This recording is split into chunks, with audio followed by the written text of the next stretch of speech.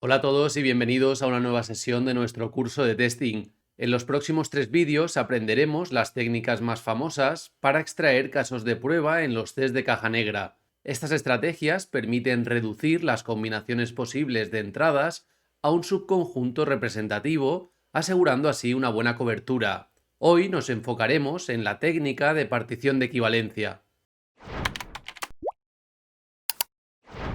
La partición de equivalencia, también llamada clases de equivalencia, es una técnica que divide un conjunto de condiciones de prueba en grupos que se consideran equivalentes, dado que el software procesará de la misma forma todas las condiciones dentro de un grupo.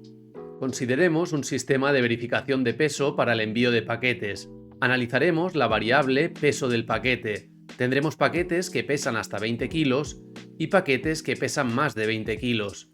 Todos los paquetes del primer grupo serán tratados igual, ya que cumplen las especificaciones del sistema para envíos regulares, mientras que todos los paquetes que exceden los 20 kilos serán tratados de otra manera debido a requerimientos adicionales como tarifas o métodos de envío especiales. La técnica de partición de equivalencia establece que basta comprobar una condición representativa de cada partición. Si una condición en una partición funciona, por ejemplo, que se procesa correctamente el envío de un paquete que pesa 18 kilos, podremos dar por hecho que todos los demás pesos de esa misma partición también se procesarán correctamente, por lo que no será necesario probarlos. Y con la misma lógica, si una condición fallara en una partición, se asumiría que el resto de su mismo grupo también daría error, así que, nuevamente, no tendría sentido probar más condiciones en esa partición. Lo que sí que convendrá tener en cuenta serán los valores no válidos, ya que probar solo las clases válidas podría ocultar errores significativos. En nuestro ejemplo de paquetes, serían inválidos aquellos pesos negativos o con valores extremadamente altos que no deberían ser aceptados.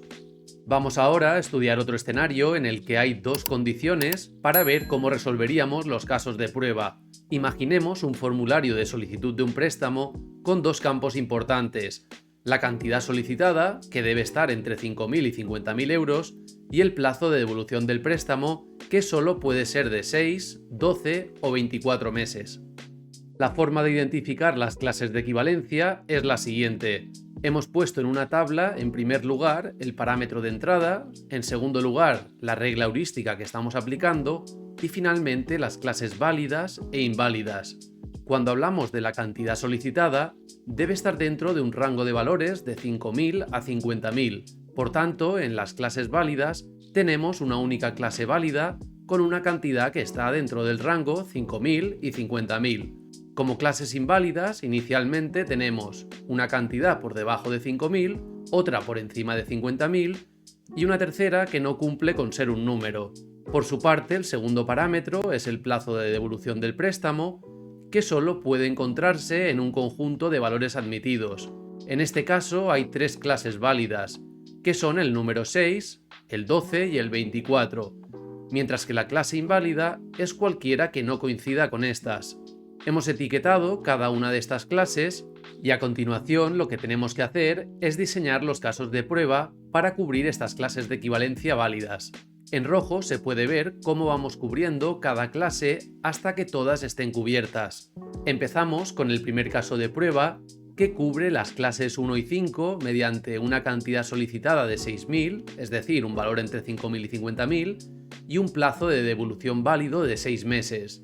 Y luego vamos creando nuevos casos de prueba para cubrir el resto de clases válidas, concretamente la clase 6, que se corresponde con el plazo de devolución de 12 meses, y la 7 con el plazo de devolución de 24 meses.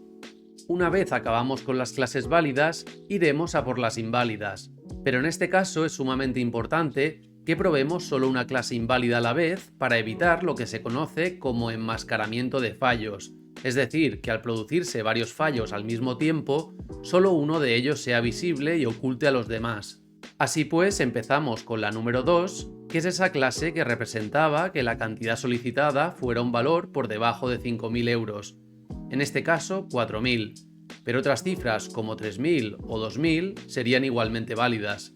En segundo lugar, estamos cubriendo la clase número 3, que representaba una cantidad solicitada superior a 50.000 euros, en este ejemplo 55.000.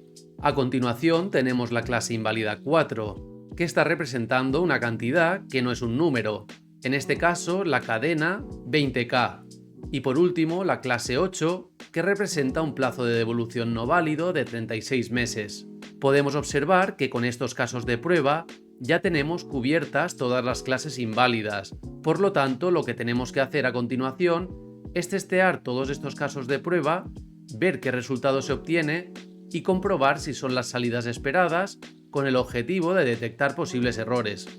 Para alcanzar una cobertura completa del 100% mediante la técnica de partición de equivalencia, es necesario que los casos de prueba abarquen todas las particiones identificadas, incluyendo las no válidas, utilizando al menos un valor representativo de cada partición. La cobertura se calcula dividiendo la cantidad de particiones de equivalencia que han sido probadas con al menos un valor entre el total de particiones identificadas, y se suele expresar como un porcentaje. Esperamos que estos ejemplos os hayan ayudado a comprender cómo aplicar de manera efectiva la técnica de particiones de equivalencia en escenarios con múltiples campos de entrada. En el próximo tutorial estudiaremos cómo podemos extender los casos de prueba de esta sesión aplicando la técnica de análisis de valores límite. Hasta entonces, un fuerte abrazo.